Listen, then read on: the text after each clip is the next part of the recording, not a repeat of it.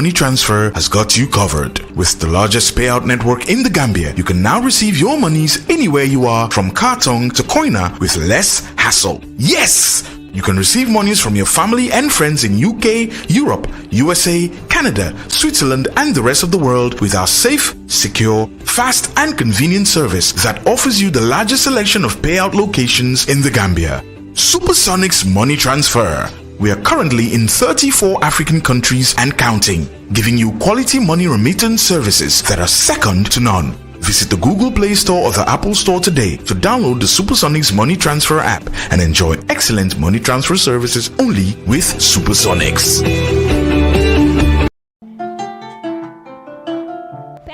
Physiotherapy and Rehabilitation Clinic is the first of its kind in the Gambia. We have inpatient service and outpatient services. Penmore admits patients and they have intensive rehabilitations.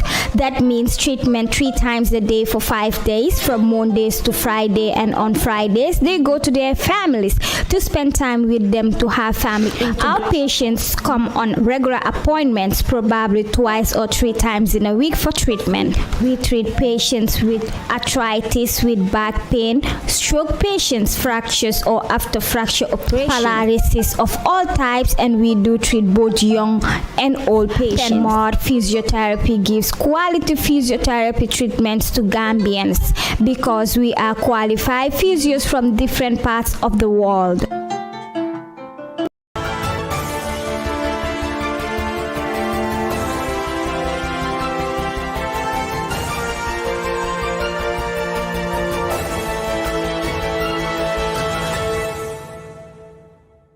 Gambia banko la jata kendeya bunda la nyaton kaya koto. Ininka fukatangolu miliye sembentuya. Ya datile ka COVID-19 pengolu di milmu Oxford AstraZeneca vaccine ti. Mil folo nyim pengo ta. Wolom jata kendeya dokulaluti. Wolukola. Molu milla jata kendeya mawobe bambang. Asinafuta modo kotangoluma. Borolu nyil soto nyabulu. Dunia la jata kendeya kafo. WHO. Wole nyim COVID-19 pengolu kisi kisi isontama. Kadi molula. Milbe sanji tannin sey kata santo mo kili wo kilimbe pengu fula le sotola fula njango dumbe dila lokun tannin fula pengu folo kola nimme nyim pengolu ta isi taman serolu sotole milboko balakando nin kundimo wotili fulo wicho kono sasala wajabo pengo ta kola woman daraja bari nyanta tenten na le ka face mask lu dum kambulo luku ka jamfa ka folu nin bendulalla sakodula detere ngoluto Nimpengolu ikoitale adung abe kelo tariandilale kanyin kurango turofa ni lafta kukote lonna 1025 kumandi network to banko kanjang jori tije mileni vaccine bi ñewna tawateliko. Est-il vrai que le vaccin contre le coronavirus a été créé pour développer THR race noire? Il n'y a aucune preuve scientifique que le vaccin contre le coronavirus a été créé pour réduire la race noire, en particulier les Africains. En fait, cela vous aide à vous protéger du coronavirus. Alors, faites-vous vacciner, vous, votre famille et la société.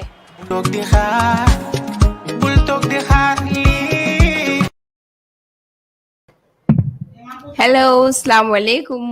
Di nuyu ñëpp nga xamne ya ngi sétane Gambian Talents TV ñu leen nuyu di leen dalal fi ci seen benen programme biir Gambia show sa su nekk ñu ko defé rek from Monday to Thursday ñu ci waxtu wi ñu ñëw tok fi dal di waxtaan ak indi leen topic yu interesting nga xamne ñoo leen ñor lepp nga xamne ngi happen ci biir Gambia bi fi lañ ko fasiyene waxtaane waye num ko defé sa su nekk rek duma wét ci biir studio bi fi and na fek ay ko li mun tam mu fi ma dal ko mu dal di nuyu suñu paré ñëw ñu dal di introduce topic bu interesting bi nga xamne bobu lañu amal tay te bobu lañu fasiyene waxtaan ak yeen because ñu bari ñu ko dal di ko ciowé fi ci biir Gambia fi ay sax ku la wone yépp ñu ko ciowé fo dem rek ñi ñu ko waxanto la lay nekk di waxant ci topic bi léegi lan mo nekk topic buñ amal gaay yow nuyol so paré rek ñu introduce topic bi Mari so gis ngeen li la ma bëgg def bari assalamu alaykum mari njibera mi bebe njibe kanyin tamben kabonnal ye Gambian Talents TV kon ka kale nyami lungo lung rek bari bi nan ko aramiso len andon na bir Gambia show kanale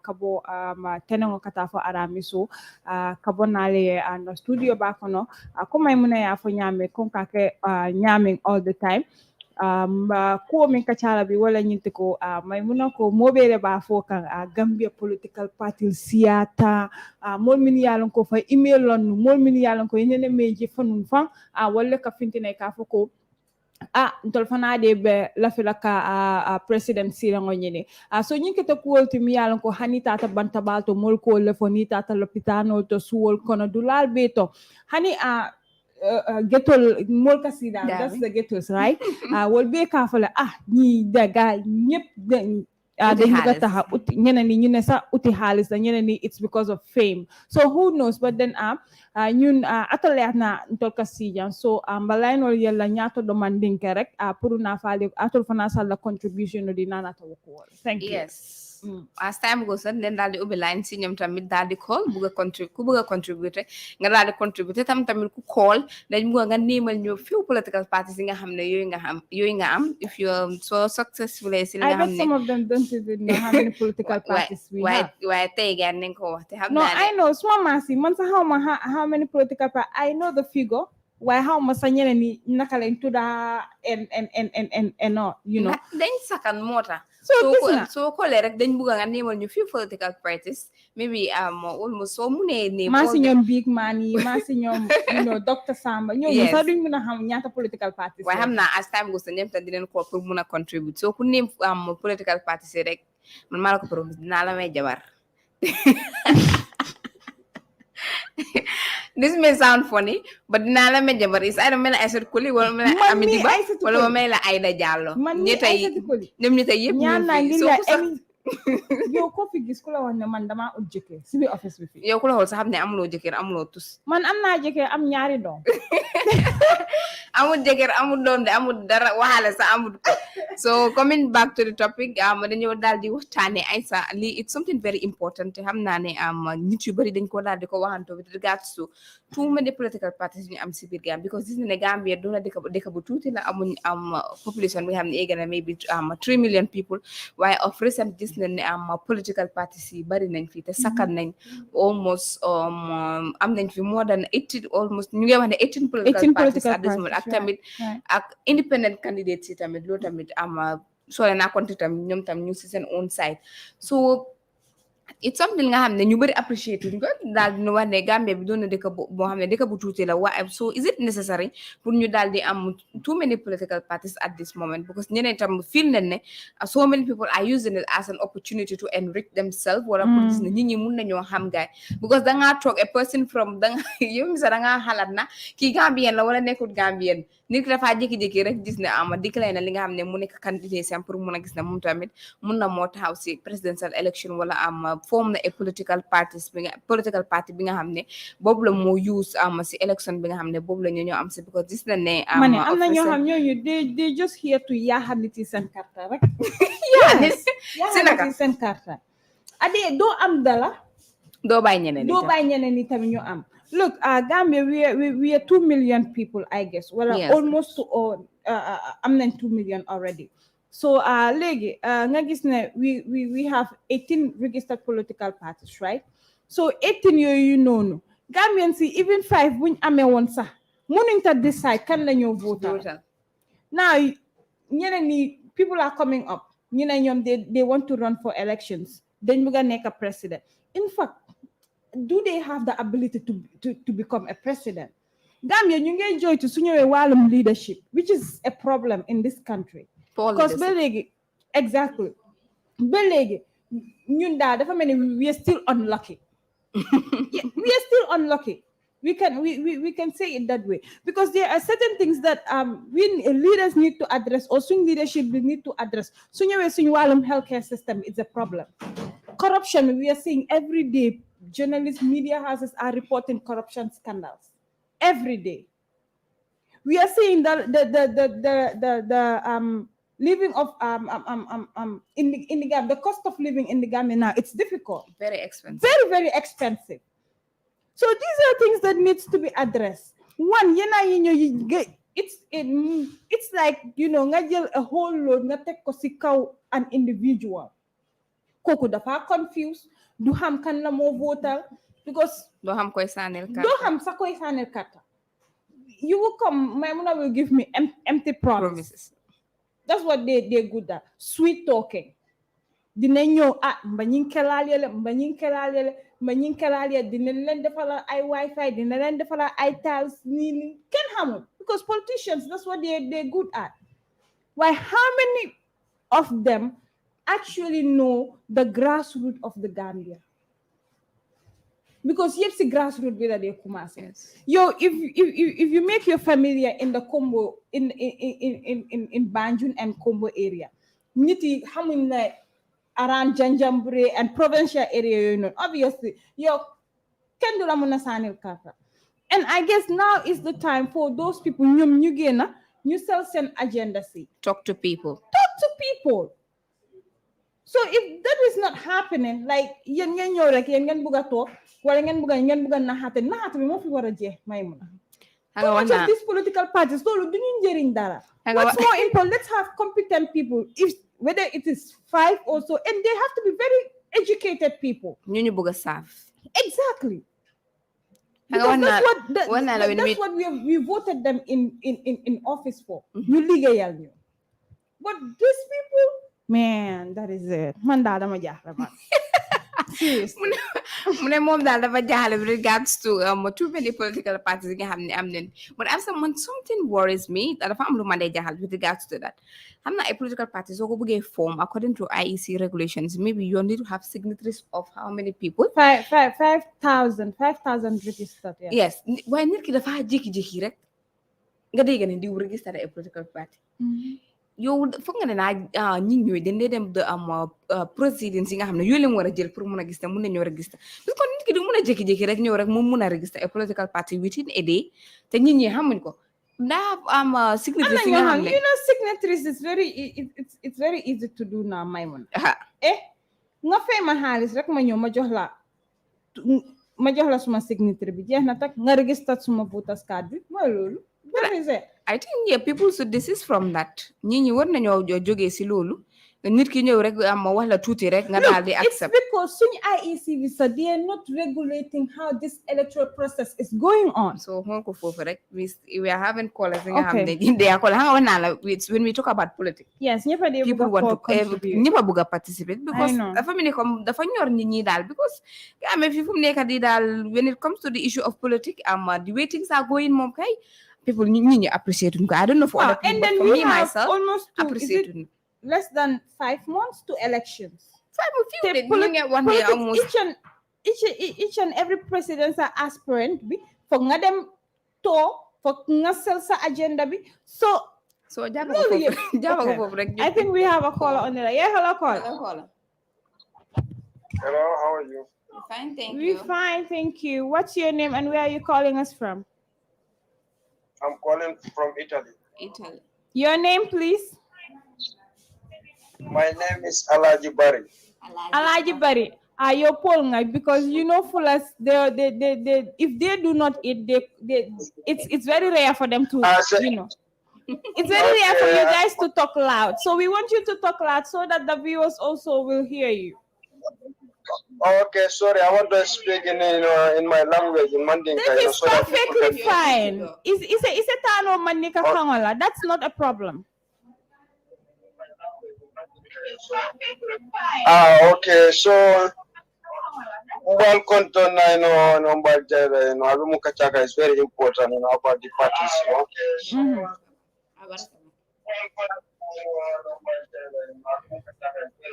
Mr. Barry, foi say la tele mute isa jeng kanam from my background noto ifana kane from my background noto. We lost that caller so nañu wax Mr. Barry rek mo su bëgge contribute rek na dal di callati back ak tamit suy call na bay xel mu mun ñoo déglu ci téléphone ba bu ñu déglu ci nga xamne mo nekk am télém bi so xam na ne poli ak séréer ñoo nekk ci line bi so in fact ma dal di in fact ñu educate guys so Aisa back to you nga continue say what you were talking about. Like I was saying I'm politic in the heart to be politic ñoo rek ngan fake promises, empty promises and everything. I think now man I said this to people Gambian see send buti dafa ubeku. You cannot just come nga foye Gambian bi nonu wala nga jox ko empty promise and that is it.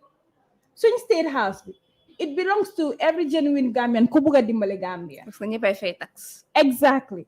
But then come with tangible policies. Genuine you policies. know, genuine policies, programs, agendas. Boo xam ne loolu mooy mun a sell sa boppa. But because of your man dama xam Maymuna, so obviously Maymuna bi ñent ka carte fañere. Oh, what again signed it? No. Atiyan. Badim fasa. Exactly. You know, the badding fasa stuff. So lolu mo fi wara je. And these politicians also should understand the population. It's less than 5 million. It's just about 2 million, I can say. You have to need register, sir. Exactly. Looking at new register, So lolu yeb carte bi fa la mo joge. Si jahal. Fala mo joge. Tam na ma si ñom ay day ak amedi ba amuñ voters card. Wa gis nga way wax na len since timely election voter registration process. I said it in this office. If you don't have a voter's card, you're not going to sit in this office. Then you're not having a voter's card. Yes. So just I guess Amidiba is telling us she has a voter's card. Amut. Amut voters card. So you want direct. When you nekk di seetaan still watching Gambian Talents TV. It's your show, Birr Gambia, so we know every day from Monday to Thursday. Tey nag ñu fas yéene waxtaane topic bu interesting topic boo xam ne nit ñëpp war nañ see bàyyi seen help si because this is the election bi in few months rek dañoo daal di dugg si li nga xam ne moo nekk sànni carte te sànni carte bi doon na loo xam ne lu saxal doomi Gambien si lu saxal bépp nit mi nga xam ne yow a Gambian nga so it's something very important pour ñu mun see bàyyi suñ xel ñu mun a xam the political parties yi nga xam ne yooyu leen am si biir Gambia fii because am nañ fi ay political parties yi nga xam ne dem na to the extent of people like me xamuñ sa yeneen apart from political parties yu ñu am fii jàppe ko si UDP NPP APRC GDC xam nga maa ngi wax ne ku lim all the political parties dama laa may jabar so ma wagaan ñu call rek ku am the right answer rek dama laa may jabar hello caller Assalamualaikum. Walaikum salam. Wala maa ngi follow seen programme bi seen programme bi neex na trop. Thank you very much. Thank you very much. Sa tur bu neex bi ak foo ñoo koole. Ibrahim lay maa ngi koole Sweden. Okay, Ibrahim from Sweden. Ibrahim from Sweden. Yeah. Naka waa Sweden. Sant Yàlla ñu ngi ko mën a nanga. Yeah. Amazing. So what's your take on today's topic? No, man kay moom bi yéen seen topic bi sax man sax di same question la am sax moom because Gambia nu mu bari nii political party yi nii man sax dama xamul ndax fan naa mot nañ 20 léegi xam nga the problem is Gambian si ñoo war a jaay ñi fayda gis nga December 4th December 5th ko léegi lépp si suuf woy ma dégg benn woy si benn politicien because xam naa ne am na ñoo xamante ne dañoo ne pour yaa karton nit ñi rek lañ fa nekkee waaye woy moom bu ma ko dégg si benn politicien daal well man li ma wax Gambian si mooy it's very simple just nañ jéem a try rek xam nga dëkk boobu dafa tuuti pour defar dëkk boobu pour nga liggéey ko within the span of 10 years is possible pour nga teg dëkk boobu on track li nga naa wax ne 2 million sax man I don't think so ne pot nañ 2 million sax we might be less than because Gambian si nekk outside is too much so waaye Gambia soo fa génnee real Gambian yaa for example ak ñi nga xam ne dañ ñëw toog Gambia xam nga citizen nag ku ñëw duñ dee mën a nekk benn tamit taxi so we might be less than 2 million waaye less than 2 million despite all that for 56 years dara doxut ndox bi ñëw naan sax is a problem so Gambian si seen bopp ñoo war a seet seen gis nga dama ko wax suma xarit yi sax bi 2021 election bi mooy determine dunda Gambia ak dee Gambia 2021 moo ko war a determine so 2016 bi sax boobu it was at a crucial time why it's not that much important bii moo ko gën a lifin because bii la Gambia di liberate boppam totally so man daal man doo su ma bëggoon tey su ma sañoon political party bu ñëw sànnil it's going to be United Democratic Party because soo ko seetloo both internally or externally yëpp ñoom ñoo nekk parti boo xamante ne they are well structured ba pare even si diaspora bi ñu ma gis ñuy support parti boobu I wish na suñ ñëwee pour war a jël mantle of leadership am 100% soo ne biñ ma disappoint waaye di rest moo fa nekk rek di rest moom just dañoo gis nañ coalition nu mujjee gis nga drogue yaa ngi ni dugga suñ dëkk bi xamuñ kan moo ko assi te soo ko toobee bem sës di nga fekk ko xamanteni rek mu ngi ci government bi dina wona mëna bokk ci deal bi because container two ton of cocaine do ko mëna ekati nonu rek yobbu ko ci deka fekk amlo clearance so ñun Europe lañ nek am nañ cocaine bi fi nakala so am nañ affaire bi deal bi nu mété ak xaliss bi lim dé ko ci xaliss so gisé ñi di ñu turu yoyu suñ ko topé be topa bu ba nañ fa fekk ay nit yoo xamante ñu fa bokk ñoo xamante ni nga am nañ ko taxaw si suñ government bi so moo tax soo seetloo nguur bi sax nekkuñ jëwa si affaire bi because they are not interested so man loolu container boobu every day mu faran si dëkk boobu it's worrying me because gis nañ lu nekk social media every day jëtti ay ndaw di leen tontoo di leen malité because ñeneen ni soo leen xoolee da nga xam ne kii dafa am lu ñu use obviously soo xamee ne ku ne use dara soo ko gisee rek cag da nga ko war a xam so just démba rek maa ngi seetaan benn vidéo xale bu ndaw it might be little less than 17-18 years so it's very sad dëkk bi nu moo demee daal Gambian si ñooy woon politician yi ful ak fayda loolu moo de gis nga politique moo de liggéey réew yu développe si àdduna bi yëpp politique ak ko liggéey kii dafa ñëw mu ne la man soo ma ko joxee nii laa koo def kele ne soo ma ko joxee man nii laa koo def waaye toogal nga tame ko because fu mu nekk nii ku nekk dafa ñëw suy toog moo nekk di xew fu mu nekk nii waaye parti yu serious depuis naka jekk dëkk bu ndaw bi less than 2 million people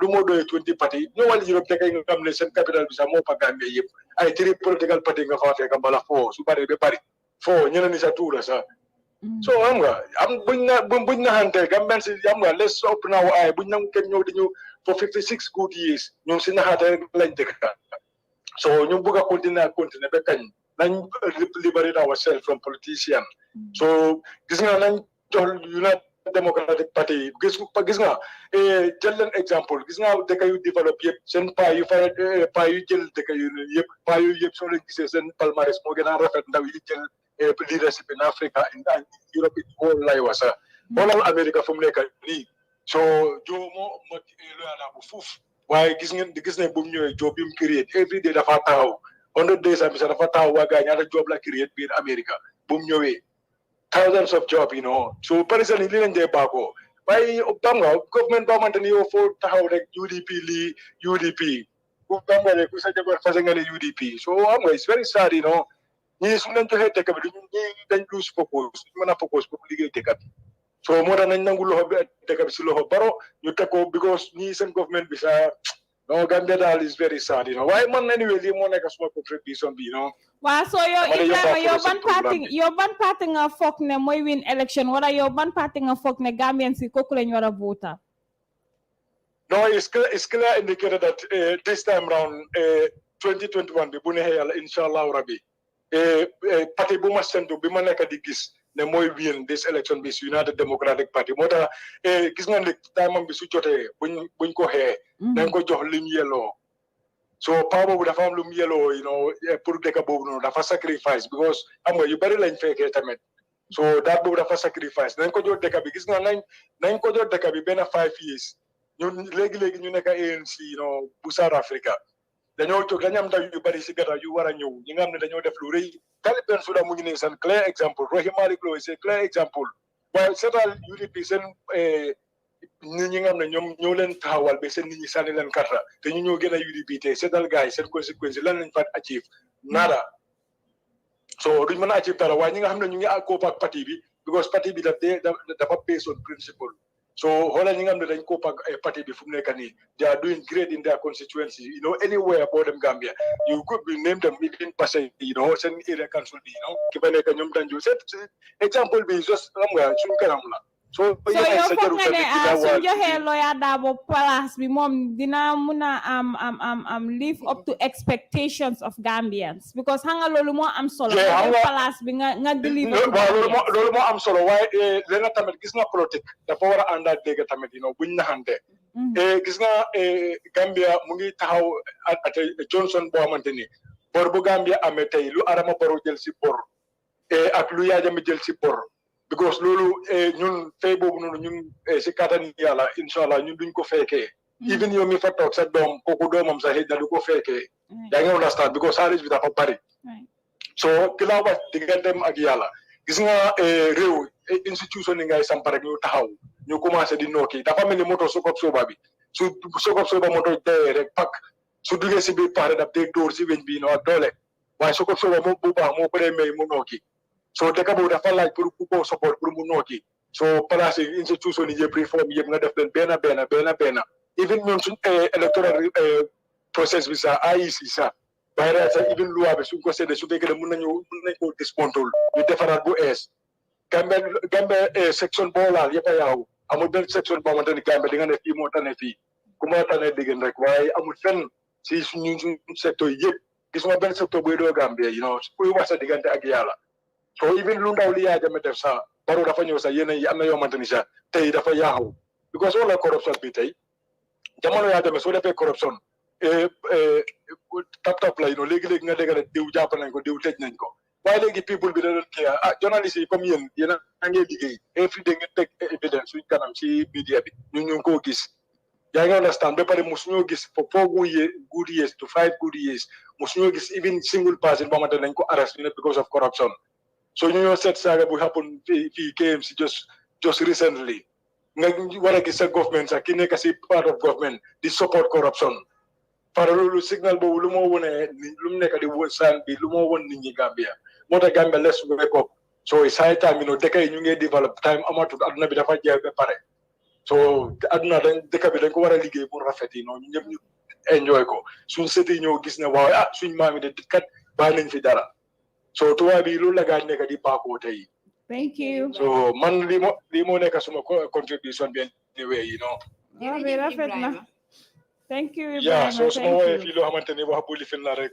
miinuma ko loolu so just sam nga rek suma réew moo ma ñor rek Gambia ma ñor so nit ki amuloo fen fudu sa réew so bëgg ngaa gis sa réew mu nekk si yoon comme yeneen dëkk yi loolu rek la waaye du dara thank you very much amazing thank you I appreciate a call about Ibrahim because of their call every day. Almost I mean, so bit of that they call for against the mom to make Muna contribute to a program. But he talked about something very, very important. One of the important more than you were a sega soon politicians.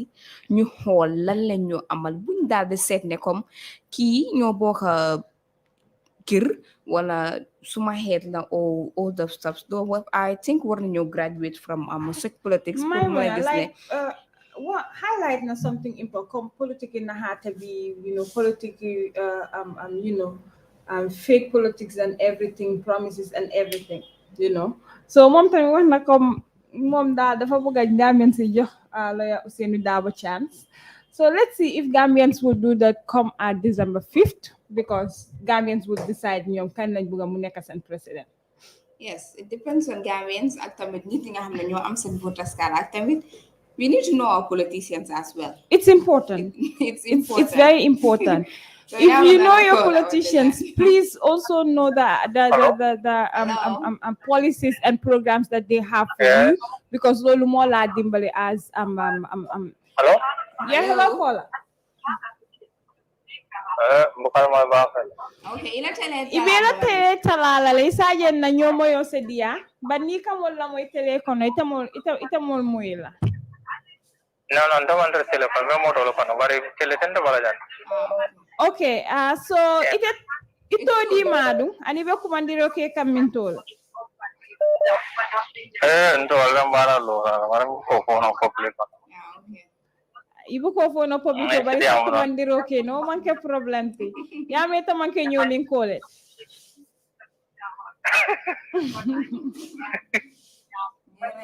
No. Oh, okay, ni mi jaran ko timbe balal. Okay, so ano program mo lang pwede? Ma program wala. Ite Minnesota ka contribute na na program to because na jele ko sa Gambia political parties siya tabakel minu fintita ko itol fana lafta ka president sirango nyini atata for over 18 political parties anin dol min yalon ko ma register follow. So mineta contribution not in anata wakarol. Yeah. Member president yang ini kasih ada bahasa. Right. Marin te kai ndera contribution of government basi loan over adam baro yo jenkendi ji. Muna ne ko ya adama baro jenkendi. Wallahi na si state from Gambia de from Gambia beta kan adam ba khana ya tara alo mari alen tangkala kila Mustafa rumo kambar naik kai karte payola kanya disia memmi kela olbe tamirani ngoda mem pangkon odok sena na fa sena set because yalan tong te ka capacity to sore na keno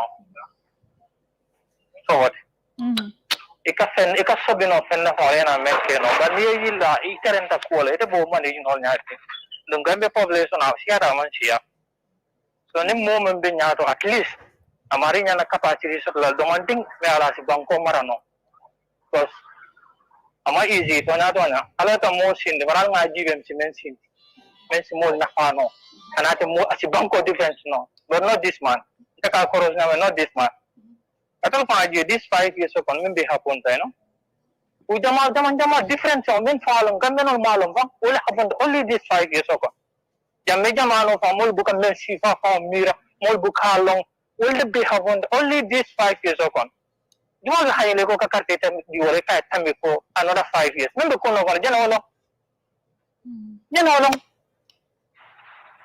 wala ne ko candidate si abaran to dama alate bondi nyindol belo ate kana lo fa ai si fanya na panda malate fon kana lo fa because this man is not qualified. I'm not qualified. Actually, I'm very sorry to say, but he is not qualified. Really, because mansa inya na kila mansa alti luata ni ko mem way correct, but not people like na kete rule. Mo jelle babala. Mo jelle we. So anyway, dia ho jam fa kangal kon dala barakabar. Thank you. Thank you very much. Iko jaajëfal bu baax moom daal wax bi dem naka ñëw moom na génne Adama bor ko foofu.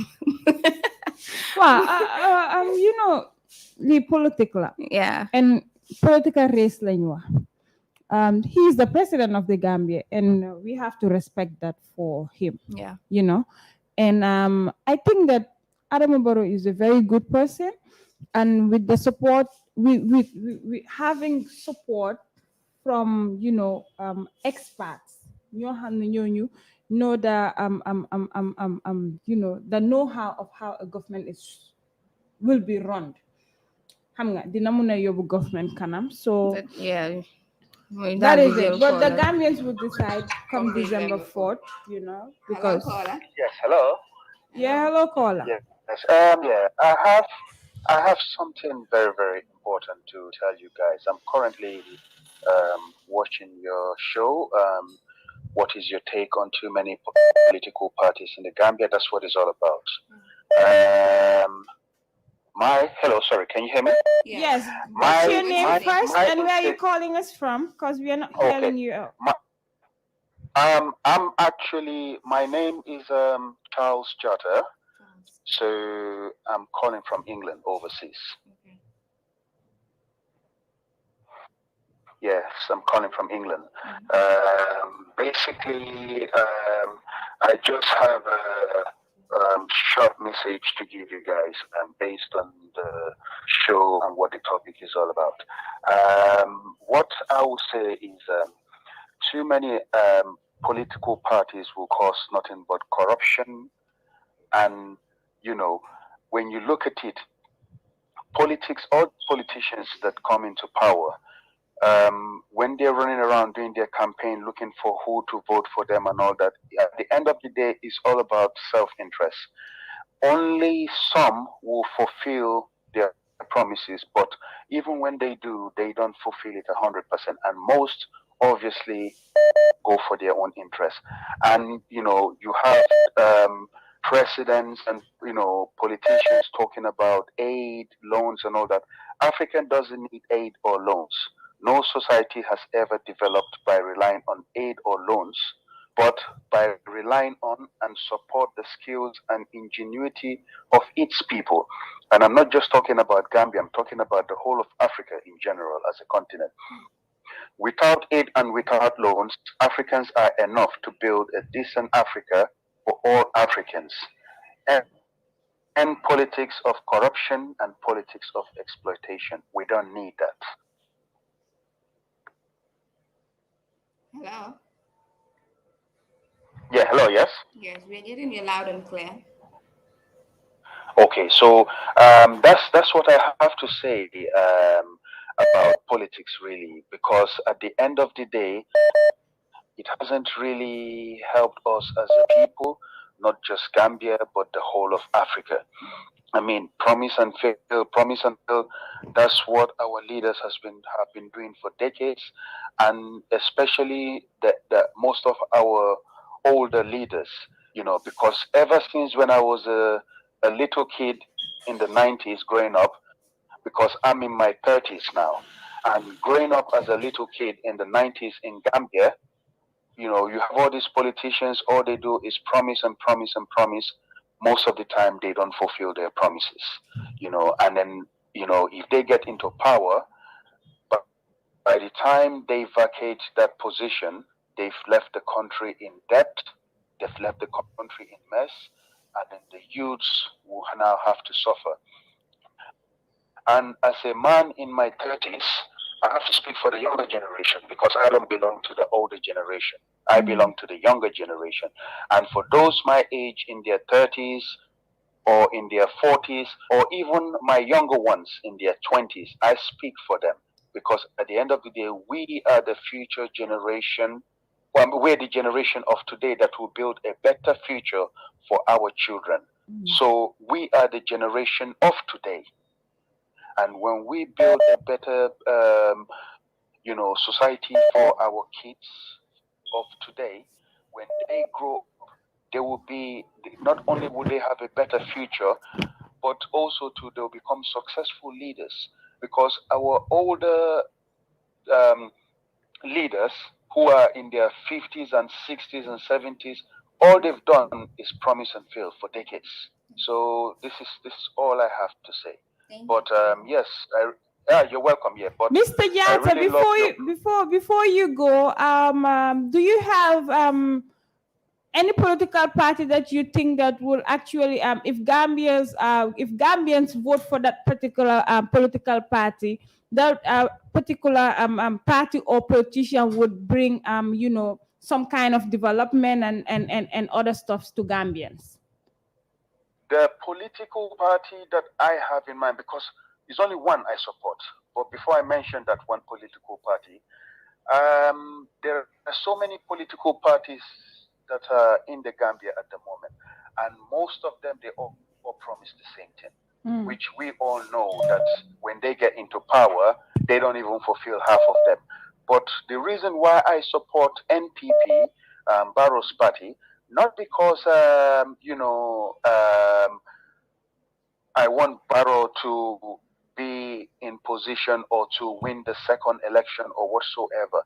But I am happy with the fact that for the last 3-4 years that he's been in power, he has done at least some few developments that I can see and most people can witness to. And ever since the overthrow of Yahya Jammeh, and since Barrow came into power, he has done a bit of development. He has changed the country a bit, and that's why I'm supporting his party, because I believe that if he's given a second chance, he might improve the country by developing new infrastructures like more educational establishment and providing more apprenticeships and jobs for the youths. I believe so. So I think, giving Barrow a second chance, he will fulfill what he's supposed to do to the maximum. But we'll see. Till then, I'll have to say NPP, because so far I am happy with what they've done. But at the end of the day, the choice is up to the people and who they want to support. Because I believe that Barrow is not just there for his interest, but he's there for the interest of the Gambians as a people, and also he's there for the interest of the youths. Because for me, providing more job opportunities and other opportunities for the youths is my main interest. And also to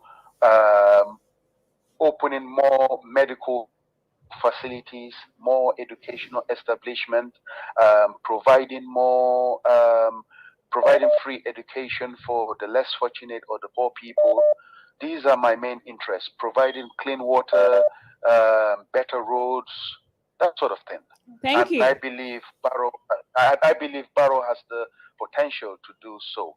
But number one, like I said, it depends on who the people want to be in power in the next few months when the election takes place. And then also, too, if Barrow is given a second chance, we would like to see what development he can bring into the Gambia. But if he's given a second chance and he messes up, then I don't think he should be in power anymore. But if he's given a second chance and he continues with the development he's doing in the country so far, then I believe there will be more opportunities for the youths. And Gambia, I believe with the way things are going on in the Gambia, I believe if Barrow is given a second chance, by the time he finishes that second period of his position in power, Gambia will be much more better than it is now. Thank you. Thank you, Mr. Jatta, for that wonderful contribution. You're welcome. And then you're welcome. And then also too, I just want to say as well that I love your programs. I love what the topics are all about, the discussion. These are issues and topics that needs to be raised, and to be talked about, because this is the only way we can tackle certain issues in the Gambia, and it's the only way our nation can become a better place, not just for us, but for the future generation to come. Thank you. You're welcome, my sister. Thank you. Thank you so very much for that contributions. Aisha, Aliou depuis kañ mu ngi call Kokal Aliou biir Gambie. Thank you very much. Same to you. Okay. That was amazing. Something very important. Kim is Aliou biir Gambie mu ngi call xam naa dinañu mere sax. Assalamu alaikum. Aliou yow soo ñàkkoon a dugg sa baax na xam nga yow moom si biir kër bi nga dëkka, right? Albe kara kontaan ji. Tanate. Ala ke tude mu Gambian ko leti musara ko leti. Yo ngadi amo me mpana lafta dia o me mfola mbadi Gambian ko le. Omukule mi alongo very important for us.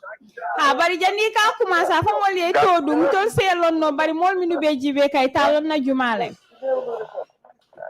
Anto mo alija iteleti. Good. Maybe so Ibe ko andiro ke ko ni tole. Ngambe spinle. Good. Sai selo kumo. Yeah. That you know. So last time for la me alongo is more important for us.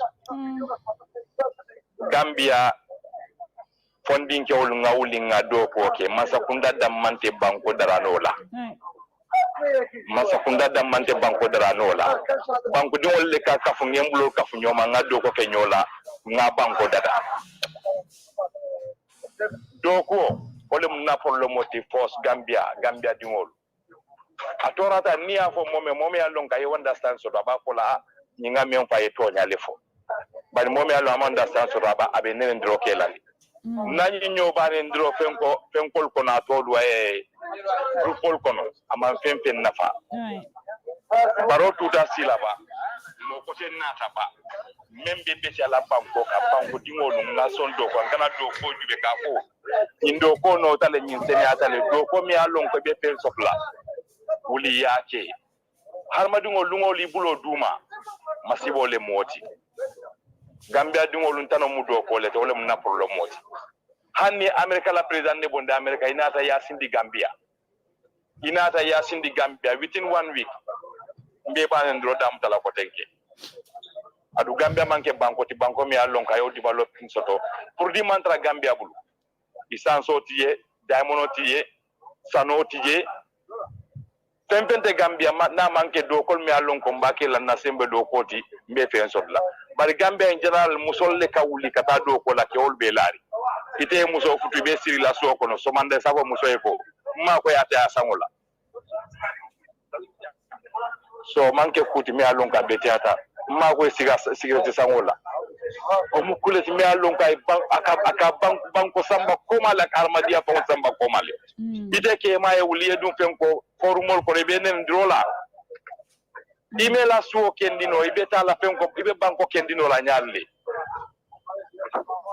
nyin campagne men fa ya lon ko kawuli ngabula campagne no ma janni beta la campagne la mexo ila korda de la folo mo sina kunti ta campagne la benna banko fa saka banko la fa saru mangi diamot banko la fa saru mu do kole ibe do kole ka nin tengen na so kono do mo ko tenga ta do ntete ta la ya kata fenyi ni frante na ya ka fenyi bebe ka fula banko kala nga contributo men ke boita la banko le ka bari na so kono mando nde mun contribute ke no la fenko banko ka fo nga banko dingol mako e fenko do ko wala alsia ke to de diamo nyin ko le atal na be nyin polti diamo membela nyimbe man fen na fa men mun na faroti nga men fo nyem na faroti hani ro kuja mol ka fo ko ha president ne asayne ka fo mol deport fani ale musanji ta sa bambe ro kuja ni man ku ke ja tiwa bo ma wala so to ke muta ke deport mo clean na deport ro ka bona iro kuja ka deport ka samba so ko no 5,000 euro ibe ole jola la ticket so because for yala life secret mol mi alon kani be kapla avion kon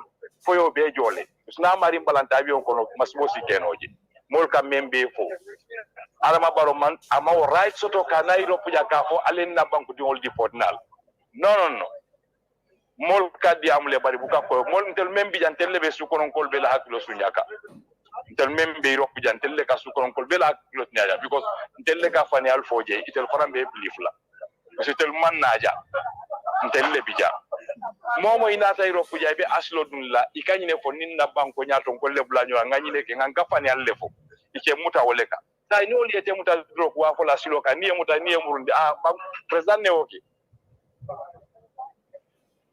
yalo president ma oke harmadingo men kum mayata ngawuli ngawura ngado ko oke nga banko ma koy barikatu stirin de ni pengo ni politique wala abuka fen nafa ite be sirin so ko musole ke balun ite sawsi mutano so ko Sambi bi manin kacha kan wala nyinti ko najel ko political parties siata Gambia jam atata for turning 18 I don't know how they say it in Dinka you know 18 political parties sa ite woje nyaade da andung na ne ko Gambia na population it's almost it's about 2 million people.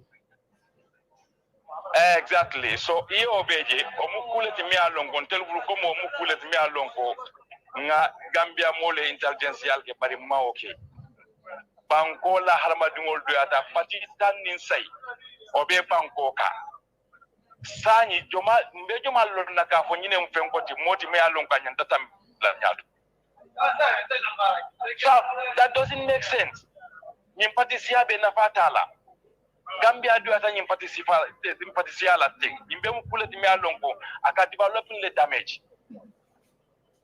Ndela European defle speja patitan nin sai malla la wosorta speja. Keso mu obeto amanta mi pati saila. Adu SPI beta la me along SPI wata Gambia ti ando mandinde. So how comes until be finga momo ni ulita dro asafa ndetara primary school le parange nakanda pos. Momo ni finga da ndetara finga atoro ge 12 fe mbot ngen nakanda pos. Ndara university le so hay dunia nim ko ngabanko do ko fo ngata sefla nadal ni aje ni pati be siata Gambia la ko understand len soto. Karambali ale munyimbe momo yala pati pos. Amari nyini ga etilito nyala Gambia la population be nyamena ni etin pati manya na sur la Gambia kon amanya na sur laje tay men be la pati poste ni ikale tay manga ila dipitol be fenke ku jama de bije so fango le na jube do handi momi alon ko ne manta school ni na balo be ke fenko la do ko la ni fenko ngai stodi to man bimbenke alhamdulillah nka safero ke ngari dinke bankuti ngole munti ngaka tale ko minga banko la fenko la ko mi alon ka ko fenko to no mo kana domandi ngap yo mal no ntel man karande bari men fanan karanta ya lon ka fo be menke kan Gambe mantra silo ke kanka min ka banko la economy le damage SP be nyame na patisa ya manta mala aske ma to fa mosila abaraka bake ko molbe kumandiro ke kan abaraka bake molbe kumandiro ke kan andum sambi time be mo jam fala as always So Aisa ko jaajëfal bu baax and also we take time to read comments coming from sun YouTube ak ñi nga xam ne ñu ñoo seetaan si WhatsApp bi tamit am nañ ay messages from there. This one is from Usman Jallo. Good afternoon, Gambian Talents TV. We are listening to you guys from France. They don't want to sava. Allô? My dega français. The same Usman Jallo is saying Gambia is not easy belai, and Usman Jallo mune Billy brother, you are right. And Babu Karjata mune Gambians should be careful of the small parties where everywhere. It's totally nonsense. Asana Sambu mune NPP. Zen Sana mune Barrow is a good man. Babu Karjata mune Barrow is a wise. Barrow is a wise of time. Usman Jalamune, for me, it's better we give Esam by Fal is the best president. I think that. Babukar Jata so your mom Esam by Fal. Amazing. Babukar mune I'm with you, Usman Jalo. Like Alu Seka mune, I'm not angry, but I'm getting worried because too much political party in the Gambia. Indeed, Gambia, everybody a political party. You know, enjoy me, sir. Sana Sambu mune Barrow is a good man. Kabiro Sise mune UDP 100%. Usman Jala. So UDP 100%. Usman Jala mune, but Maimuna, where is the Marisok, the Nigerian woman? Like Gambia is very sad. Where is Marisok? I think she's around. She's around. Yeah, I think she's around. Mom na fahar be affaire commencer rek mu commencer rek mu ñu humbal affaire. Sana Samu mune ama like Barrow is a good man. Babukar Jata mune my own point of view UDP remain the same. Kabiro Sise mune please Barrow no good. Sana Sambu mune for me Barrow is a good man. Kabiro Sise no please bro. Ñam dafa mel ñom menen mi they were having G side mune since amazing. Mune since I hear your voice I know you are NPP fan. How makala nigga. One of our makala nigga. Sana Sambu mune Barrow like please Musa Balde mune better Gambia Mama Kande guys. Kabiro mune ko no. Kabiro Sise mune please. Aksana Samu mune bro you are right. Barrow is good for Gambia because Barrow like please. Yene da sen English mo ke jolay la. Kabiro Sise mune please bro thank you. Usman Jalo mune wow etin political in small country like Gambia. No but don't worry we will give a very one cater after we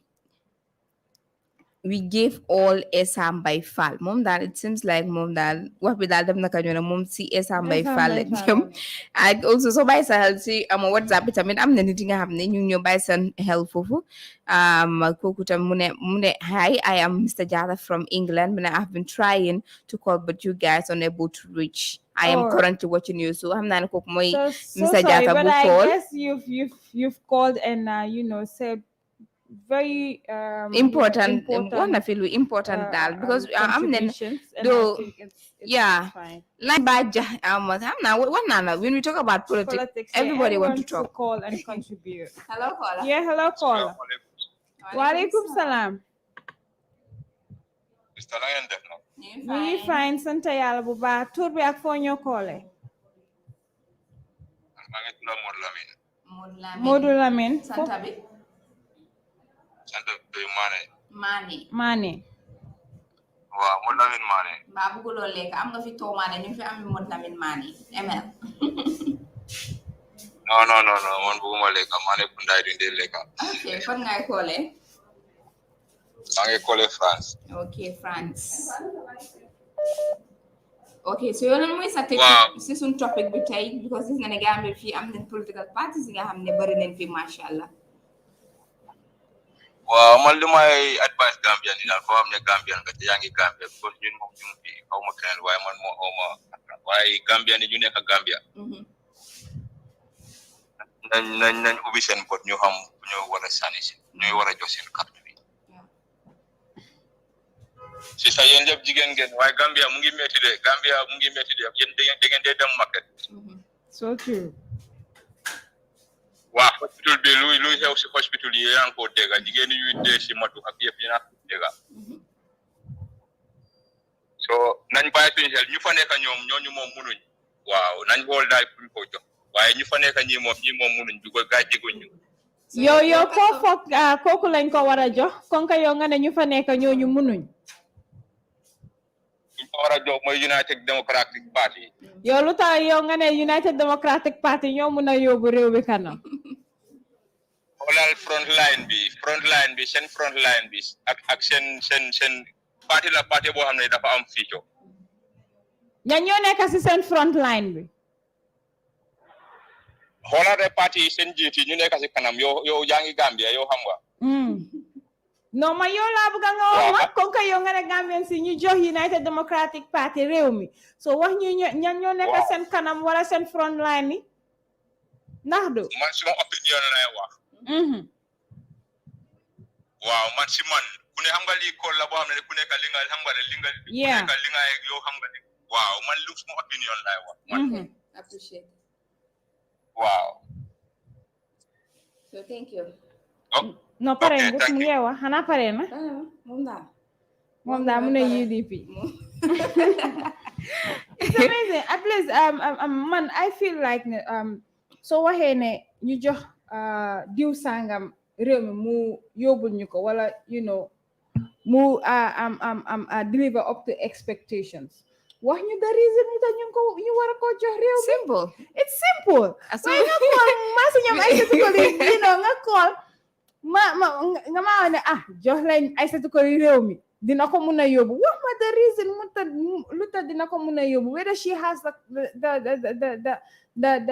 you know all it takes all the naka laa ko waxee sax kattan bi and everything qualities and everything parce que dafa bëri wax Ousmane Diallo text na on WhatsApp mu ne may mu ne Essa Mbay Fall rek si mi Ousmane Diallo from Sierra living in Paris France thank you kooku daal active na moom daal pare na si ma ne kooku daal active na ñu jël koola bi hello koola hello koola asalaamaaleykum waaleykum salaam jaama rek tur bi ak foo ñoo koola man la Jallo woon maa ngi koole Milan Jallo woon Jallo tu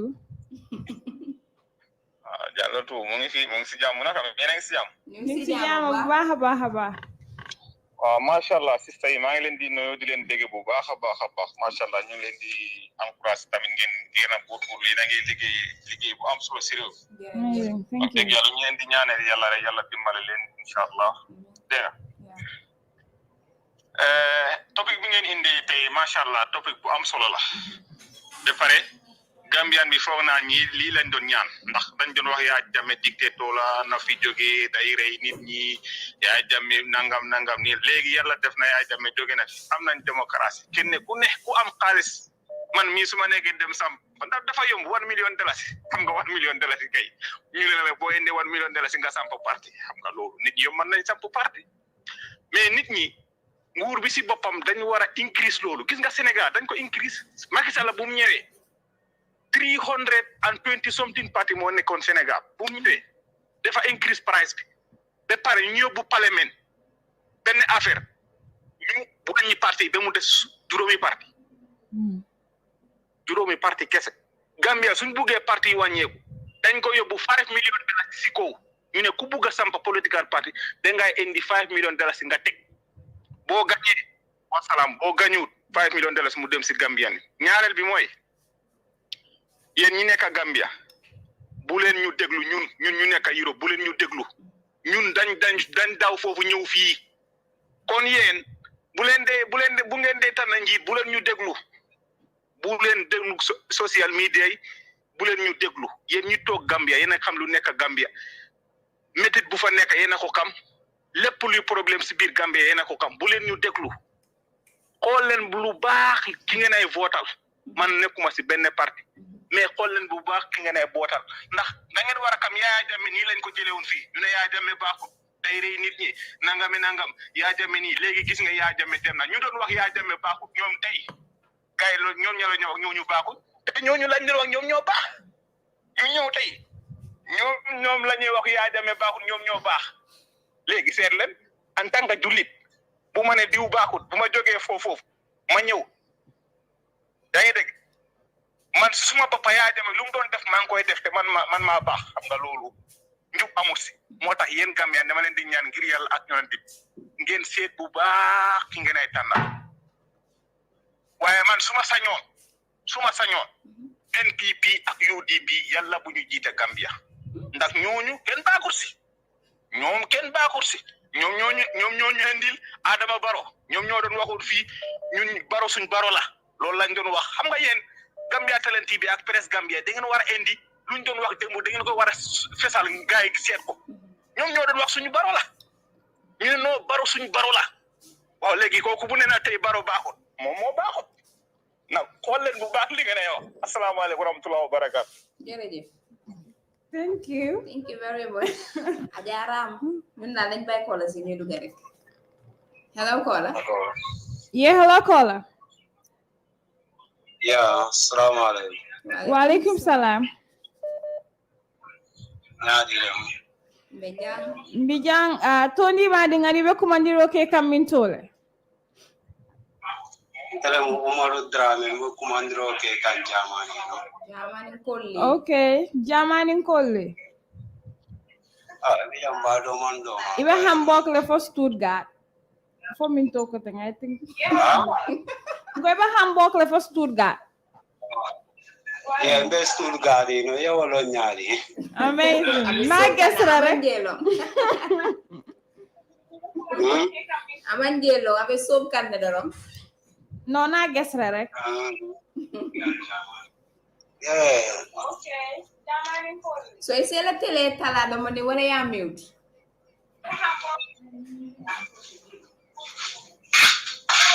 So.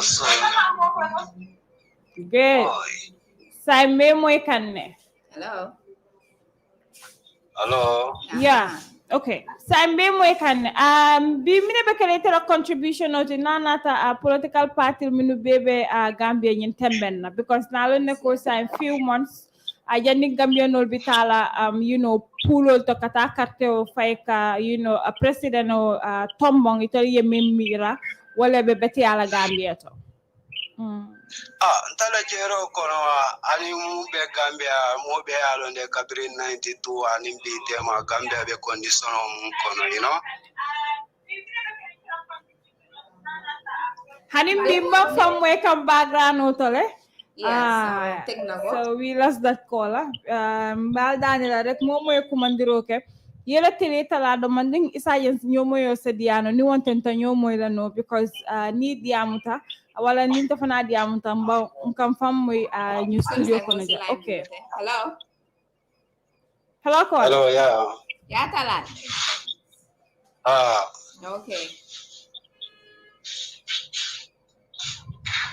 Nte Gambia no sa yimbo nyanta nyaele la le no sa fal tombo nga kije no because a telefisia da guy or beti to nya kai. Okay.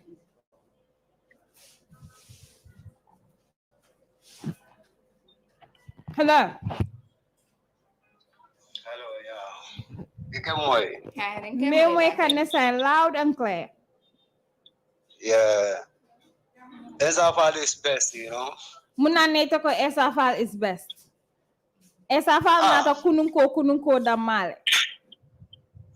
Me comme hada modi wa doko ala doko senata le Gambia be ajele, So ate kaya I video sol bondi le Gambia be ajele na ya tranko ngato nya da mande balundi,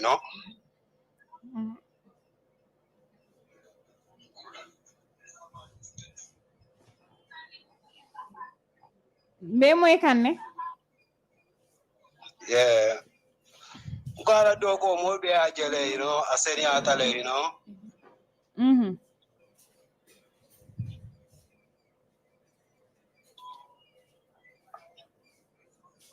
Okay, it seems like we difficulties. Some difficulties with regards to degante bi. So ñu ko wax ne rek mu call back. So me dani rek niveau mol commandere be la tele tarala wala ya mute isaje na ñomo yo se sone ya baken because ni wonte kam fam muy background no tole and aba tarala fo ñomo yo te sone ya la mol bulo kon. Yes. Yeah.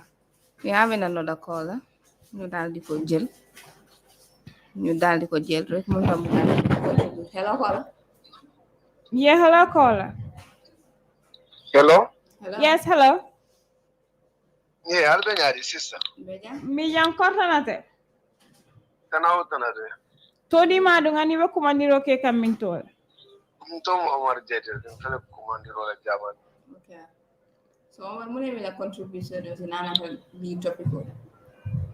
Anyum political party kay nde menji jere Gambia no yalon ko diam la do afa nyame ndol bi janna tol be men ko na yalo ne dum botam men ko janin tol fonko bu Gambia ngalo ne dum sambe men ko no fanan jam fata je nyaaw ya ngalo den dela contribution o menti ni membentel la moyla dum kanna ya marlo ke menna be kayro men ko no kanal na ne kal ko da ko baro be mara lola MPP loda science I know just name let loda science I wala sun man sakundale biye baro nga next chance ya like tambi koteke ay banko moli kayro men kono ngalon min duniya la yin kole ya be duniya be le kono bara hana badi ngo kayro anin tenku kuman tawe santol hani mu millionaire le alkamoy Ye moy kan loud and clear. yo nim pati ngol kal kano danko e ko lu ngamo albo programme en safal programme ngakol ke nyaanyale manduno en safal ñol docteur Ousmane Cissé ñol yalla billahi ñu mo fulolu na le banko di ñulul alba en safal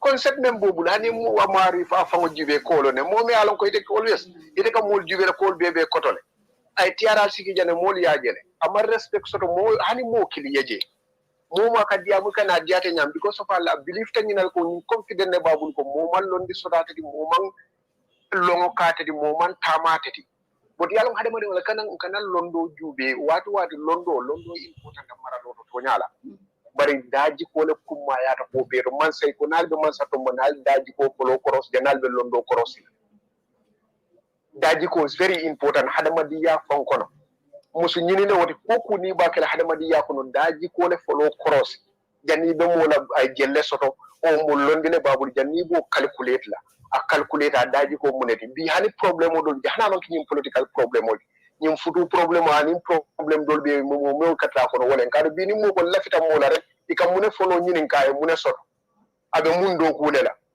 fa abe do ko la place jumal to 40 jita danta min tore iko le jube bara daji ko mu muneti ibuko fale ni te nari nata duwo kono le te kana daji ko men traje bu kana comfortable ite sino law daji ko kam ko doni o fenko londo be kana be fili jele mole na tre jalayla du ñul bole ñamade la political party ndimol me ka lolo ala te naali e bule fe ibe barola ñin kayro bole ñere kan ni bonda kono almina sila jere ngafu yalla yaaje me men ki jambe yaaje bari bi ikana fole ko yaaje men fi sada baro yalla mo men ko be te fonkal ne ko man la fi banko la kayro la en safal ni docteur Ousmane Cissé nale nyim banko di wol mante fa ba Gambia no dal ba fa ko ni ngalon nun ko ñuno barala ma ñing kay mem mu kayro ta ala ma ale o kerek baran to den ni mem bende la moyla dum ka advice kala le ka kol kala kana contribution o kala momo yalo la fita banko la kayro la karto fay baro ay continue ay banko samba wolente la contribution o Saite amera ni Gambia no your second chance di barola pro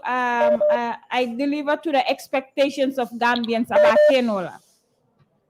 About Kenola, of course, kadu baro ni ajibe ko be ay ni mas sakunda de danin santema to nyala hadama dum man perfect dum ni man dulata kere man satina no sandi lulo akoy ko dum min be kala ke momo le woti ni maralo ke rek ko dula se fundi crossir la lol ka fol drone jube o ken dul na Gambia no la problème mo mendi iko emo ko nyaonya na kayra ko ke ofo hani ay koro ke bo fala bar kayra ko bar tolu Gambia no jamaaje man tul kala moy men nañu opposition no wa ni mo ko tan wo always kata men jube wala ñi de tul katu negative ise mo jay si last time nene mama kandela interview jube kay ako mota fonu le yaaje man do ko barate mu ate kilimo lota in ay Africa ani fenkele be interview la fo Amadou Lemba ate kilimo lota barola en sanji lulo be ako man fenki e fonkal ne ko nyin kam men fo fonkal na be diamu la rek jo saka diamu le men biya kay rek bar hani kare fulale ke man sakunda ya man se yala mota fule man fenki ni iba fulale ko am men mira mole de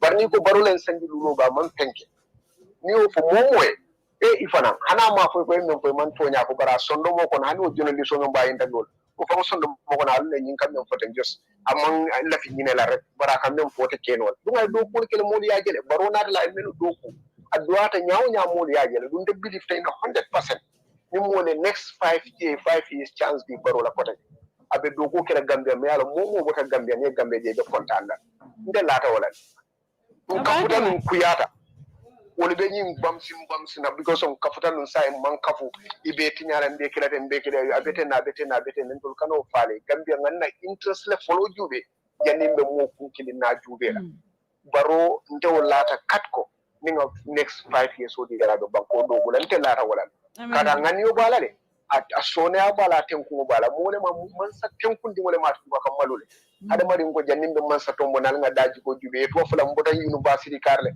ni ano e jina university of mbumba en to laha bite oto mo kanela banko di nyulle be lay nendi ya men bela bismillah nali ya ka to lebe Gambia alan tol fana mbijele minale ko mbita bar ngal ne baro ni nga bondi obo mbele ba fula janni nga lon ko re lay university fenke jana njita abi njita 15 mole en sa fal joja na banko ko do late ba fam advertise kan TRC ma ke firi la ya jo ko do la abiji aba fa wurindi la ite en sa fallo nene malo funyin TRC mo keme Gambia nene malo funyin TRC analo londo be nyin TRC den jamayalo bari yara fati bo ke kan pour ka popular ate ba ke ka wole kama wala na do wurla telen let council da telen commissioner da telen atela be kada ka diam la ka fen conclure le fan fen me ko TRC te kiti dolari bara ka fen conclure fen kala nyin kam nem fata ku ngo ora ala baraka bake mu do le la yo abaraka bake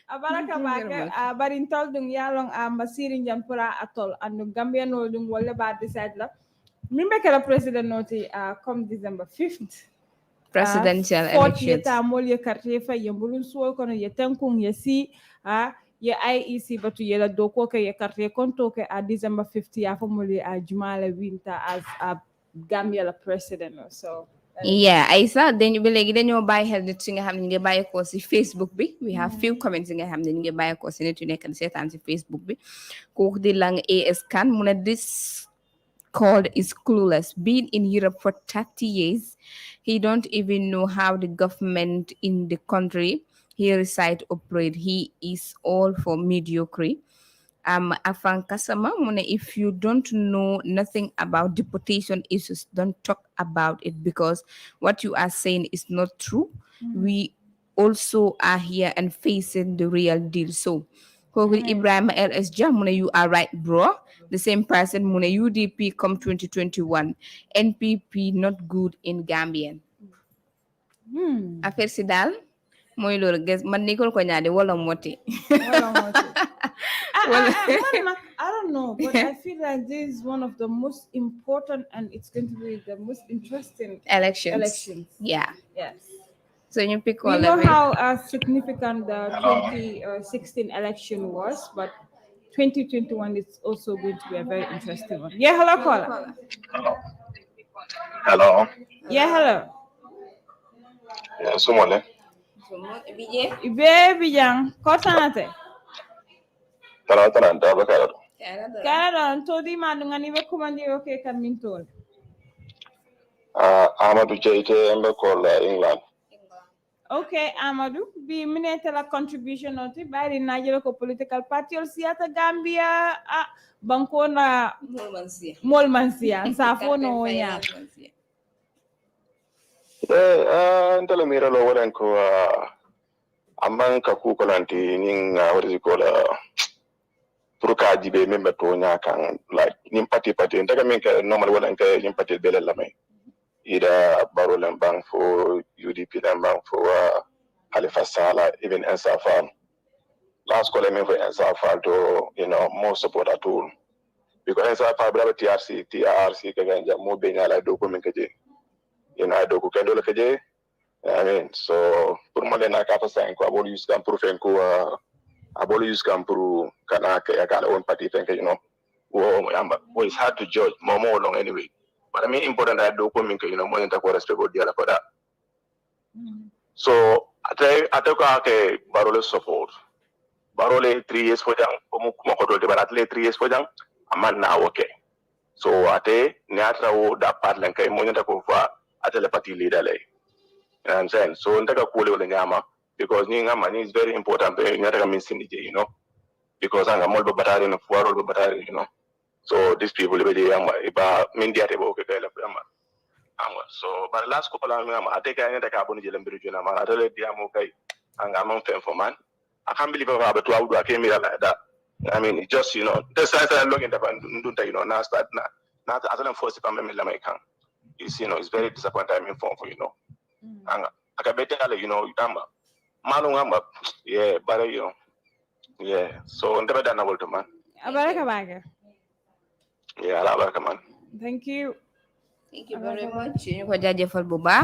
But I saw we still having a message from Mr. Jata who called it from England. Is it England? Yeah. I want to thank my sisters and Africa doesn't need aid or loans. No society has ever developed by relying on aid or loans, but relying on support and skill and equity of its people. Without aid and without loans, Africans are enough to build a decent Africa for all Africans. And politics of corruption and politics of exploitation. When nothing shall come to us for doing nothing. If we want our African society to change, then we have serious planning and serious work to do. This must be recognized and be acted upon from today. Amazing. Thank you, and very sensitive message bi nga xamne bobu la daldi am sen fi kon ñuy daldi wax gaare rek am keep the calls coming pour ngeen mëna gis na ñam tamit mën nañu contribute ci programme bi.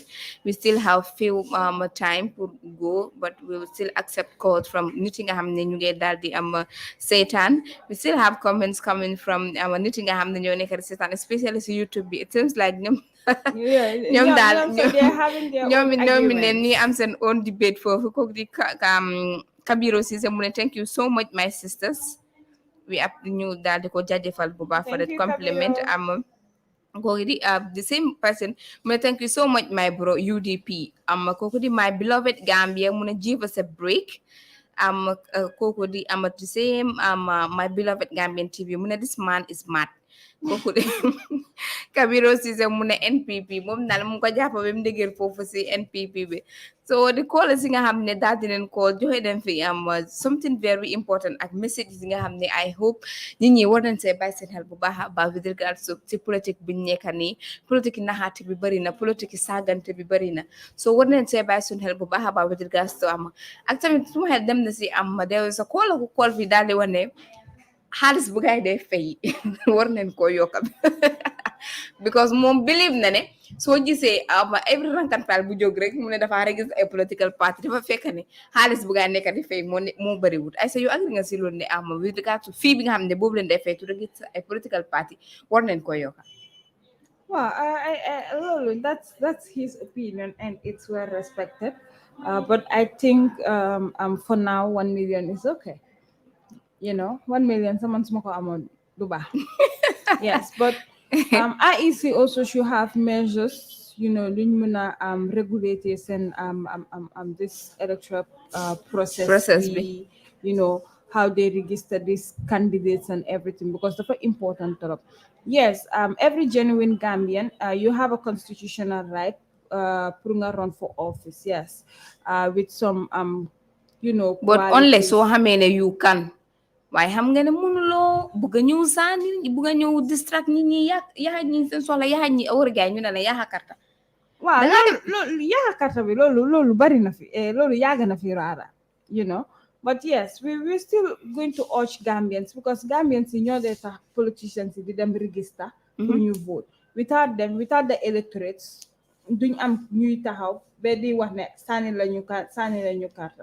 Yes, a lot of callers also say the Gambians yi seen bët yi war nañu ubbeeku in electing a leader, because it is important. Koo xam ne daf la serve for 5 years kooku mu ñëw defu dara is to any significant development si sa dëkka wala si yow loolu amul njëriñ.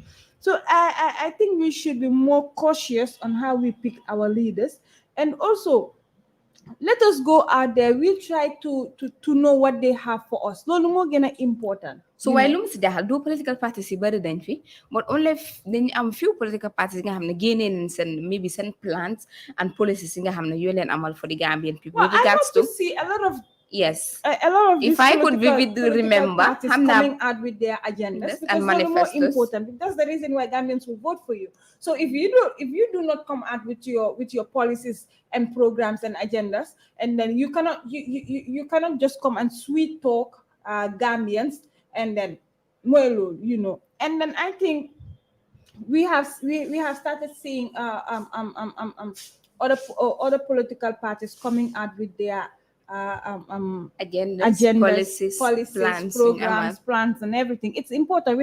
We saw CA having their 10 points agenda. We have seen UDP with their 5 points agenda.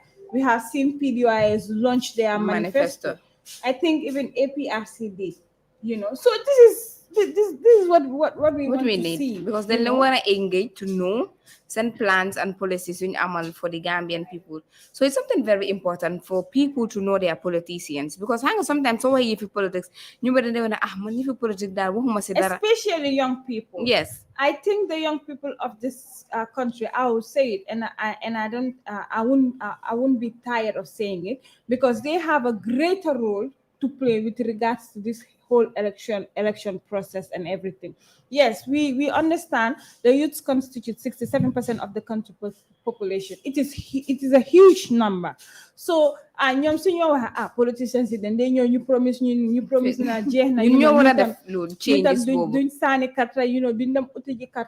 I had to convince some of my friends to go out there and look for voters card. I'm the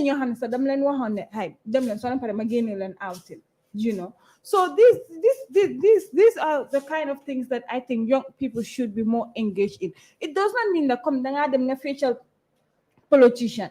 Meaning that nga topa guys send campaign or send rarisi. Lolo yep amon jering.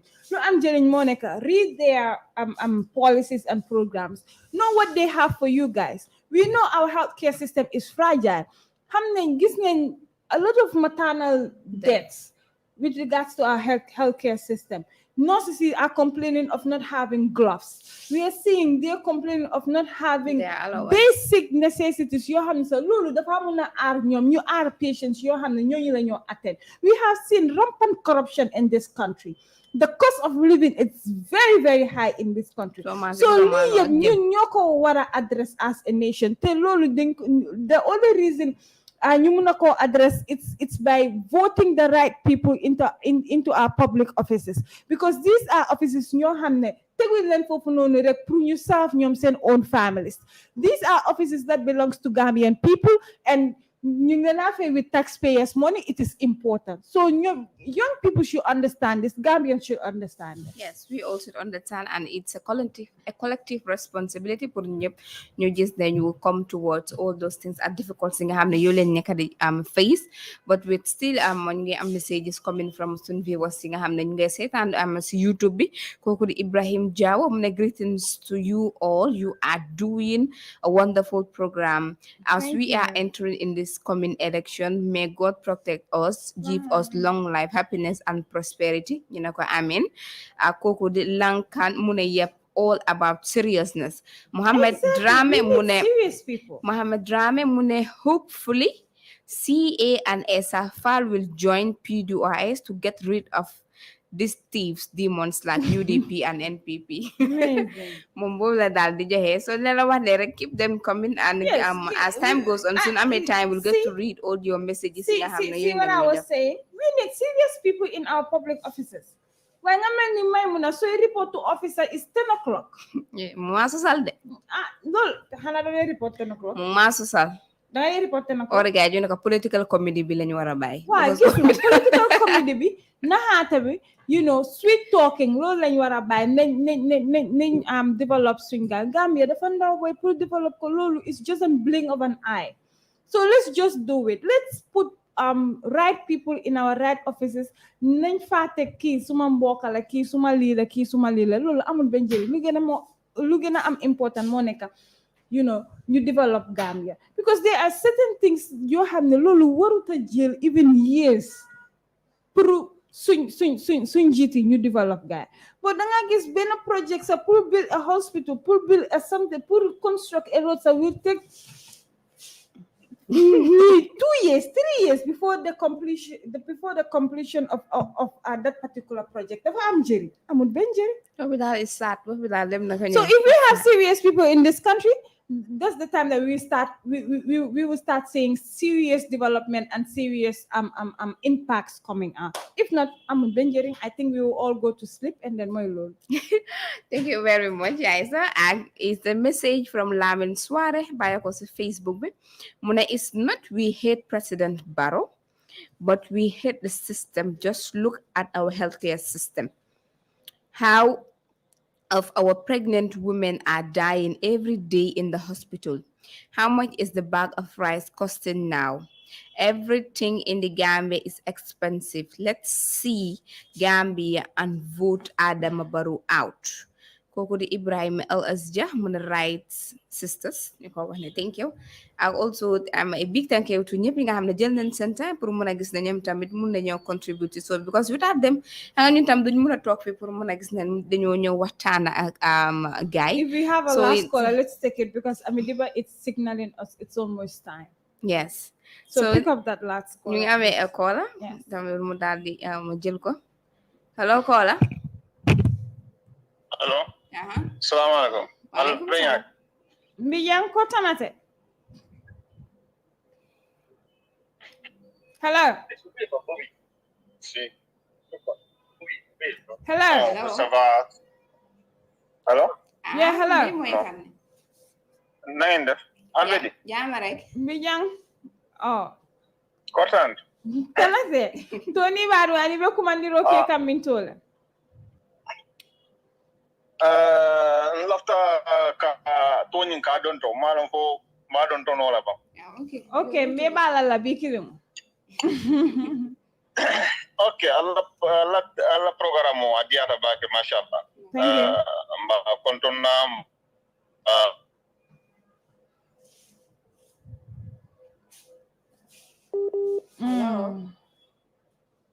dafa mel ni mu ngi reconnect because internet bi daal mooy loolu so dañ ko wax ne rek mu daal di call back pour mun a gis ne moom tamit su bëggee contribute because Amidiba is telling us it's only 5 minutes more less. Hey Ami daal xool ko I wish there was a camera behind bi nga xam ne gars dañoo gis behind the scene ñu gis manière yi nga xam ne yooyu la nekk di am def fii ba ñu ngi laa jaajëfal bu baax di jaajëfal li nga xam ne tamit jël nañ seen time pour mun a gis ne mun nañoo call pour daal di contribute si ama programme because it's something very important pour ñu daal di xam nit yi nga xam ne ñooy la ñoo jox suñu réew mi ñoo ñooy xool suñu affaires yi because ama the way things are going ñu bëri daal di ko wax ne appreciate wuñ ko but it depends on Gambian depend na si nit ñi pour mun a gis ne ñu xool the right people yi nga xam ne ñooy la ñoo buy in office pour mun a gis ne ñoom tamit ne mun nañoo jàppale si jafe-jafe yi nga xam ne yooyu lañ nekk di am so it's something very important suñu baalalee rek ñu jël last caller bi balaa ñu jël last caller bi we have very important messages from the YouTube Ousmane Diallo mu ne hey any people what to enjoy in the Gambia 2022 vote for Essa Mbye Fall Bilai inshallah you will see Gambia people we coming to enjoy very well now when Essa Fall is the president. Musa Dakate mune hello good afternoon you call good afternoon Adama Dabo mune slim keep it up greetings from Brown. Brown, that's my sister. I missed you. Adama Dabo mune all these political parties are not needed in the Gambia but to try and go through the manifestos of parties with their policies and plans before voting for anyone. Sound message. It's something very important, but it's rather unfortunate. See, I've always been advocating for people to go out there and read the manifesto of these political parties. That's the only time that you will be convinced that okay, I want to vote for APRC. I want to vote for UDP. I want to vote for CA. I want to vote for Essa Mbye Fall. I want to vote for Adama Barrow. If not, please. Goodbye. So please go out there, read their manifestos, read their policies. It's very, very important because we more them kanam. But if you have people that barely even read the manifesto of these political parties, because at the end of the day, lolo si but if we also have so people local that language interpret in local languages for Gambians to understand what they have for them, so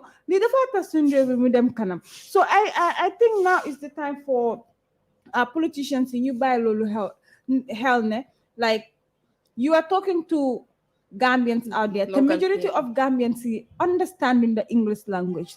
So the more you can communicate with the population, especially Gambians, you make provincial areas and it's to, dig deep with the Mandinka or the Wolof or the Jola, the Sarahule language for them to understand. So we will take our last caller for today and we will take leave of you. Hello. Hello. Hello. Yeah, hello. Assalamu alaikum. Wa alaikum salam. Channel program bi nek na trop man la Amadou Diallo. Oh, okay. Amadou last caller for today. Wa konna time bo no way was occupied. Yokal sa bad bi tuuti. Ana nga hif. No, iko ma don Holland and program. Okay, thank you very Amazing. much. So you're looking at a contribution stay. Well, much more contribution more, all these political parties, their leaders, they have no problem. Their ambition is to develop Gambia.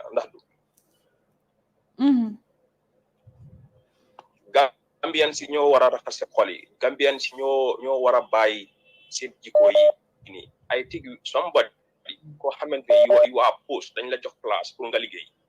Or lo xol sa bop. You have to look at for the interest of the country.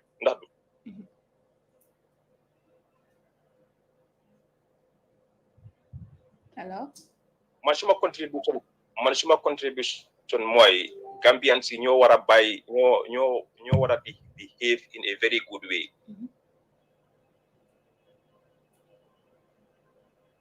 Hello. It seems like we lost that caller. After the internet misbehave. So these are the kind of things that we want to fix our internet, the cost of living, to eradicate corruption. We have good health facilities, good educational provisions for Gambians. If we have that, I don't think Gambians is a leader in this country. So I said, the last caller and he has only 2 minutes. Hello. Yeah, hello, caller. Hello. Hello. Hello, assalamu alaikum. Wa alaikum salam. Yeah. Na ngeen def? Jaama rek tour bi ak fo ñu xolé. Please balal ma ci tour bi waye anyway dama bëggoon contribute. Okay. Waye fo nekk di xolé? Yeah. From Holland. Yeah. All right. Okay, so Leo is a contribution. So my contribution moy Gambian yi dañ wara try ebe suñ bot yi. Gambians are dying at wholesale. Rampant in our hospitals. Everybody is sick in the Gambia. I was just from Gambia. Every day people are dying like flies. You see it only in Gambia. When we put people in office like Adama Barrow and UDP Usaino Dabo, this is what we are going to face. We have people there who can run our country, genuine people who will be there for the Gambians, who have proved it to the Gambians, like Doi, maybe Esam Baifal. Let's put religion and tribe aside and stand for the Gambia. Gambia, we are all equal under the Gambian constitution. So let us put tribe, religion, and every other thing aside and take Gambia as priority. Because when all the Gambians know deep in their heart that if we should continue to put Adama Barrow, NPP, and UDP, we are not gonna go forward. People like Ahmad Ba, Henry Gomez, these people are not good for the Gambia. I hope very well that DOI will come together with CA and SFR to rescue Gambia from this disaster. Gambia is suffering. When I came to Gambia, the first step I took in the airport, my heart was broken. Gambians are suffering. Everywhere you go to, Gambians are suffering. It hurts very much. And I thank you guys for your time. The time you are taking to enlighten the Gambian people. I thank you a lot. Thank you. We appreciate it. Yep. Thank you very much. Bye. Merci beaucoup. I don't know why some of these people wants to see a coalition of Esa Maifal, Dr. Ismail Sise, and Honorable Halifa Sallah. Amazing. So, Aisa, ñu bàyyi la rek nga daal di tàggatu balaa am dañu génne si studio bi. So tey actually Maymuna tey moo nekk suma host bi. Yes. Amazing.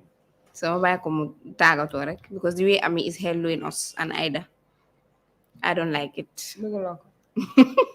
Dama ne naa boole.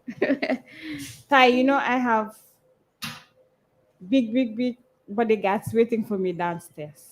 It was old lady, so that is it. Yes, we're just here to enlighten people and share ideas as well. It does not mean that we support this particular party or ñi lañ fara wala to also honey. Told me independent body let me yalon ko fengo fami yalon ka natan na tablo to antol fana ko le discuss because we deem it necessary to Gambia so minube Gambia ani bantala banko ifana salon nana tay la banko be taka nyami nana tay be quartier fay la jumale surtout nalon ko am ba ñatrin kan quartier fayo la and quartier fayo keta kuleti mi yalon ko important bakel and momo yalon ko ibo sate to nyanta ka lonne munati ne be quartier fay kam mun dalile yati ne be quartier di kay ilafta ka di minna so nyanta ka question fulati mi yalon ko it should be at the back of your mind all the time. Ask yourself, why am I voting for this person? Because important tobacco. And another thing is, this is a message for my young fellow young people out there. Please go out, vote for competent people that you know that they're going to deliver. We all know how the situation is in this country, so we need leaders that at least will sympathize with us, will understand the language that we speak, because it's important. And nimam also to mini yalon ko imamol understand imalon tol fanaka balu nyami wala balu nyabe taka nyami na banko kam yimbe kala kulati mi yalon ko abe mol di stop la bakele and Gambia na ku kilinje jananata konka foko makarte fela nyine because ntami jolati so makarte fela nyine mbe mandin ko ti makarte fela nyine aman na faso to nanata si ku wala karo it's very sensitive nte fon bukala fika diamu nanata ko ku wala bari ko kamol en light ka fo mole ko ne amanke ko maymuna mi nyinnati makarte fayla nyinne mi important wala nyinte ko go out there, lead their party manifestos, their policies that they have for you. That's the most important thing. And when we are selecting leaders, let's select people that will be in our public offices to serve us. Thank you very much. I will give you 2 minutes to do your concluding remarks. Because I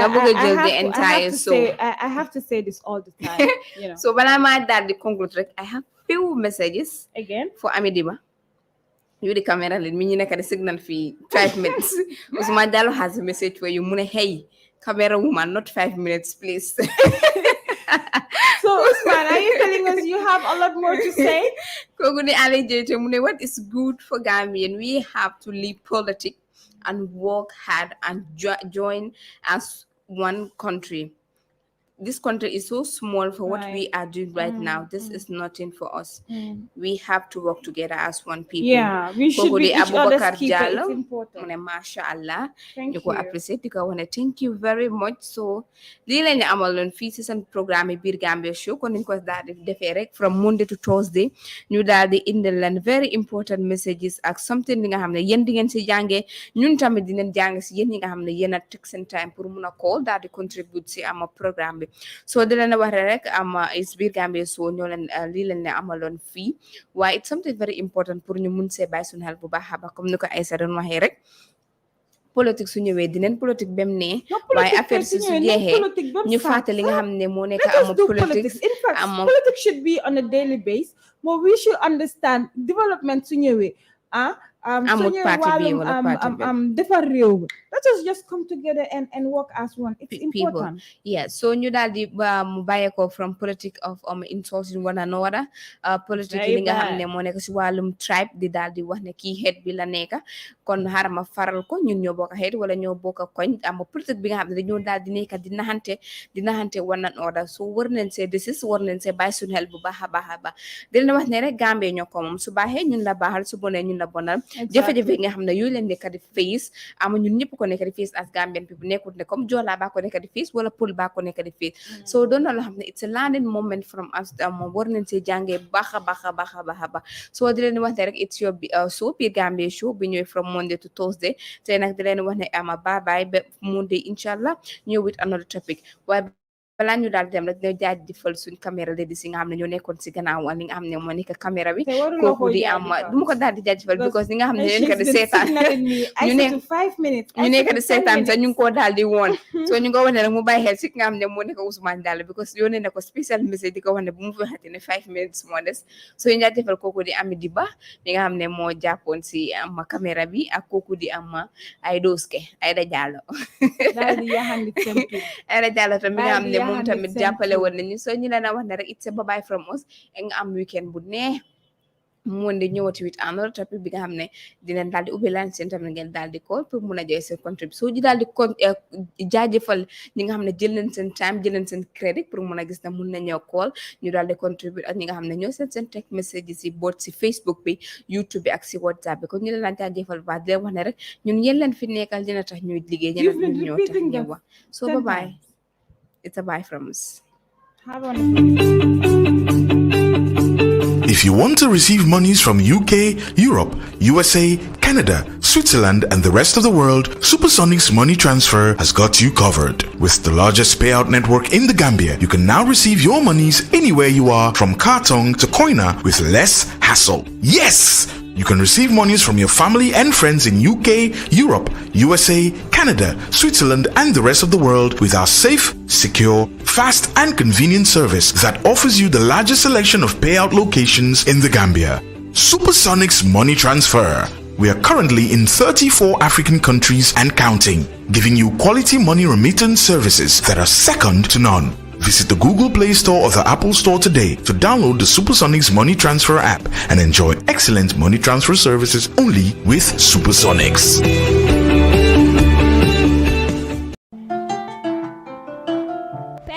Physiotherapy and Rehabilitation Clinic is the first of its kind in the Gambia. We have inpatient service and outpatient services. Penmore admits patients and they have intensive rehabilitations. That means treatment 3 times a day for 5 days, from Mondays to Friday, and on Fridays they go to their families to spend time with them to have family. Outpatients come on regular appointments, probably 2 or 3 times in a week for treatment. We treat patients with arthritis, with back pain, stroke patients, fractures or after fracture operation, paralysis of all types, and we do treat both young and old patients. Penmore Physiotherapy gives quality physiotherapy treatments to Gambians because we are qualified physios from different parts of the world.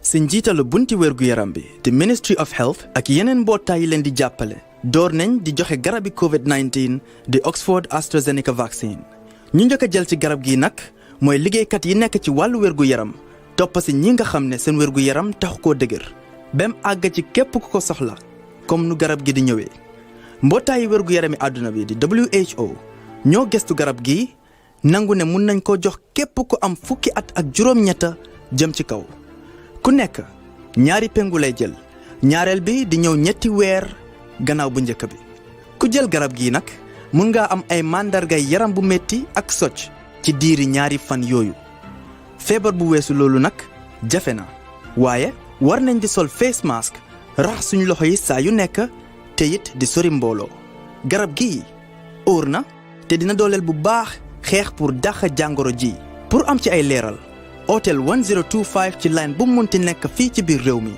doo ci fay dara. ñi leen jottaleel xibaar bi ñooy Gambia Red Cross Society ñi ko dépasse nag ñooy European Union.